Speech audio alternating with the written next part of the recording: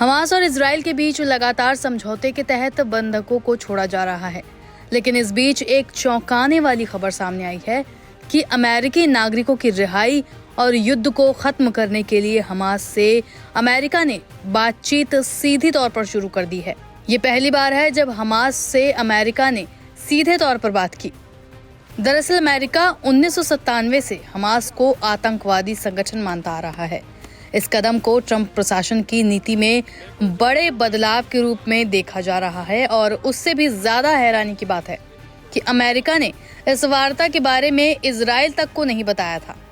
International media में ये दावा किया जा रहा है कि अमेरिका ने हमास से बात करने के लिए फैसला लिया और इस फैसले के बारे में इजराइल तक को भनक नहीं थी।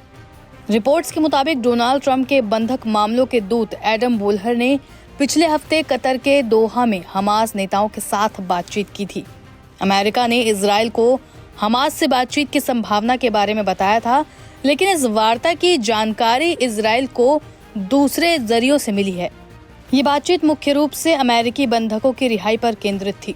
बंधकों की रिहाई के अलावा गाजा में दीर्घकालिक शांति समझौते पर भी बातचीत हुई। फिलिस्तीनी गुट हमास और इजराइल के बीच गाजा में अक्टूबर से 2023 से लड़ाई चल रही है। इसमें हाल ही में अस्थायी युद्ध विराम हुआ। इतना ही नहीं, हमास से वार्ता पुष्टि के कुछ ही घंटों बाद अमेरिकी राष्ट्रपति डोनाल्ड ट्रंप ने हमास को कड़ी चेतावनी जारी की। ट्रंप ने हमास से गाजा में बंधक बनाए गए सभी लोगों को तुरंत रिहा करने की मांग की। ट्रंप ने अपने social media platform truth social पर लिखा, हमास को सभी बंधकों को अभी रिहा करना होगा, बाद में नहीं। और जिन लोगों की हत्या की गई है उनकी लाशें तुरंत लौटानी होंगी, वरना आपके लिए सब खत्म हो जाएगा। उन्होंने आगे लिखा, मैं इजराइल को वो सब कुछ भेज रहा हूँ जो उसे काम करने के लिए चाहिए। अगर आप मेरे कहे अनुसार नहीं करते तो एक भी हमास सदस्य सुरक्षित नहीं रहेगा। यह आपकी आखिरी चेतावनी है। उन्होंने हमास नेतृत्व से कहा कि वे अभी गाजा छोड़ दें और बंधकों को तुरंत रिहा करें, वरना बाद में नरक भुगतना पड़ेगा। ये बयान ट्रंप के हाल ही में व्हाइट हाउस में 8 पूर्व बंधकों से मुलाकात के बाद आया। ट्रंप ने इस पोस्ट में गाजा की जनता को भी संबोधित किया। उन्होंने इस पोस्ट में आगे लिखा, आपके लिए एक खूबसूरत भविष्य इंतजार कर रहा है, लेकिन अगर आप बंधकों को रखते हैं तो समझ लीजिए कि आप खत्म हैं। ये बयान उनके पहले के बयानों की तरह ही सख्त है, जिसमें उन्होंने कहा था कि अगर बंधक उनके कार्यकाल शुरू होने से पहले रिहा नहीं हुए तो मध्य पूर्व में नर्क टूट पड़ेगा। बता दें कि व्हाइट हाउस की प्रेस सचिव कैरोलिन लेविट ने बुधवार को संवाददाताओं से बातचीत में अमेरिका और हमास की वार्ताओं की पुष्टि की थी। उन्होंने कहा कि हमास के साथ सीधी बातचीत चल रही है और इजराइल को इसकी जानकारी दे दी गई थी। लेविट ने जोर देकर कहा कि राष्ट्रपति ट्रंप का मानना है कि ये कदम अमेरिकी लोगों के हित में है, खासकर जब अमेरिकी जिंदगियां दाव पर हों। हालांकि उन्होंने ये स्पष्ट नहीं किया कि ये बातचीत केवल बंधकों की रिहाई तक सीमित थी या गाजा में लंबे समय तक युद्ध विराम पर भी चर्चा शामिल है।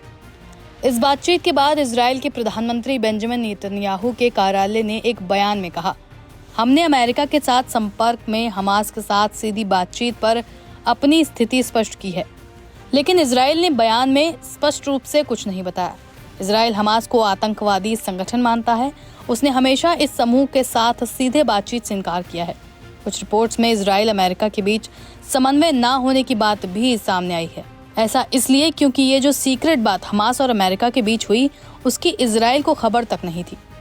वहीं कतर और मिस्र जैसे मध्यस्थ देशों ने पहले भी इजराइल और हमास के बीच बातचीत में भूमिका निभाई थी, लेकिन अमेरिका का सीधा हस्तक्षेप एक नया मोड़ है।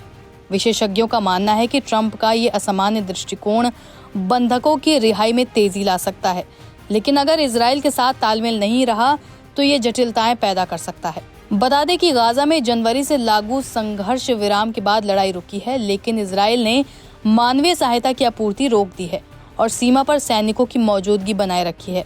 हमास ने अब तक 33 इजरायली और 5 थाई बंधकों को रिहा किया है। बदले में करीब 2000 फिलिस्तीनी कैदियों को छोड़ा गया है।